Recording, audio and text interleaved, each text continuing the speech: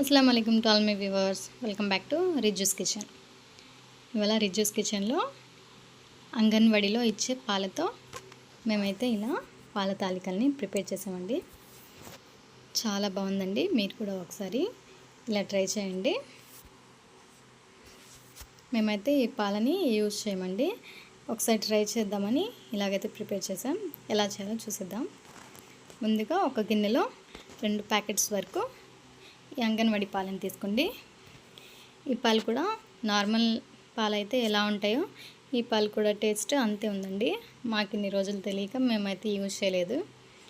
ఇలా చేసుకుంటే టేస్ట్ బాగుందండి. ఇలాగా 2 ప్యాకెట్స్ వేసేసి మీడియం ఫ్లేమ్లో మంట పెట్టి మరిగించండి. 4 గంటలు నానబెట్టుకున్న బియ్యాన్ని బాగా కడిగి ఒక కాటన్ క్లాత్లో తీసుకొని తడి లేకుండా మిక్సర్ జార్లో యాడ్ చేసుకోండి. మా వాడైతే ఆ మిక్సర్ జార్లో టమాటాలు అన్నీ వేసేస్తున్నాడండి. వేస్తున్నాడు, తీస్తున్నాడు, ఇలా గోల చేస్తున్నాడు. మేము ఈ పనిలో ఉంటే మా వాడు ఆ పనిలో ఉన్నాడన్నమాట. మిక్సీ జార్లో వేసేసుకుని బియ్యం మొత్తం ఇలా మిక్సీ పట్టేసుకోండి. ఇప్పుడు బెల్లం బట్టీల్ని 2 తీసుకొని ఇలాగా కచ్చా పచ్చాగా దంచుకోండి. మొత్తం దంచుకొని పక్కన పెట్టేసేయండి. ఇప్పుడు మిక్సీ పట్టిన బియ్య పిండిని ఇలా ఒకసారి జల్లెడతో ఇలా జల్లించండి. మొత్తం పిండిని కూడా ఇలా జల్లించుకొని పిండి పక్కన పెట్టేసేయండి. ఇప్పుడు మనం దంచుకున్న బెల్లం పొడిని ఒక గిన్నెలో వేసేసి 2 గ్లాసుల వరకు నీళ్ళు కూడా యాడ్ చేసుకొని స్టవ్ మీద మీడియం ఫ్లేమ్లో పెట్టేసేయండి. ఇప్పుడు మనకి పాలు కూడా మరిగిపోయాయండి. ఇక్కడ మావాడైతే ఏదో డ్యాన్స్ అయితే చేస్తున్నాడు. టీవీలో ఏదో సాంగ్ వస్తుంటే చూసుకొని డ్యాన్స్ వేసుకుంటున్నాడండి.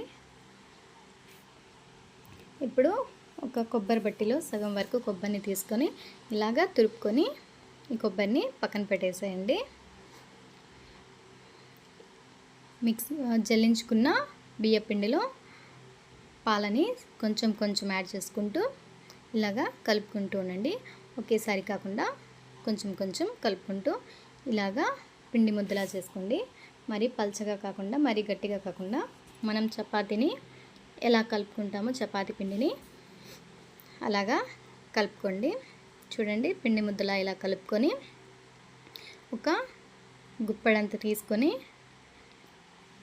చపాతీ బండ మీద ఇలాగా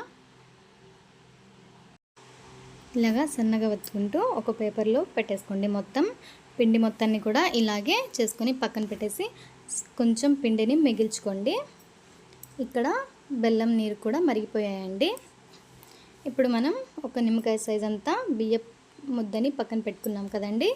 అందులోనే 2 టీ గ్లాసుల వరకు నీళ్ళని యాడ్ చేసుకొని ఇలా పల్చగా కలుపుకొని పక్కన పెట్టేసేయండి. ఒక కడాయిలో 2 టేబుల్ స్పూన్ నెయ్యి తీసుకొని కొబ్బరి జీడిపప్పుల్ని దూరగా వేయించుకొని పక్కన పెట్టేసేయండి. ఇప్పుడు మరుగుతున్న బెల్లం నీటిలో మనం ఇలా వత్తుకున్న పాల తాలికల్ని ఇందులో వేసేసి కలుపుకుంటూ ఉండండి ఒక 2 నిమిషాల వరకు. ఇప్పుడు ఇందులో మనం రోస్ట్ చేసి పెట్టుకున్న కొబ్బరి జీడిపప్పుల్ని కూడా వేసి ఇలాగా కలుపుకుంటూ ఉందాం. ఒకసారి మనం బియ్య పిండిలో నీళ్ళు వేసుకొని కలుపుకున్నాం కదండి. ఇప్పుడు దాన్ని కూడా ఇందులోనే వేసేసి కలుపుకుంటూ ఉండండి. ఇలా వేయడం ద్వారా మనకి ఈ పాయసం అనేది చిక్కబడుతుందండి, కొంచెం బాగుంటుంది. ఇలాగా మరిగిన తర్వాత ఇందులోనే ముందుగా మరిగించుకున్న పాలని కూడా ఈ పాయసంలో వేసేసి కలుపుకొని స్టవ్ ఆఫ్ చేసి 1 స్పూన్ యాలకుల పొడిని కూడా యాడ్ చేయండి. అంతేనండి, ఎంతో సింపుల్ అయిన పాల తాలికల పాయసం రెడీ.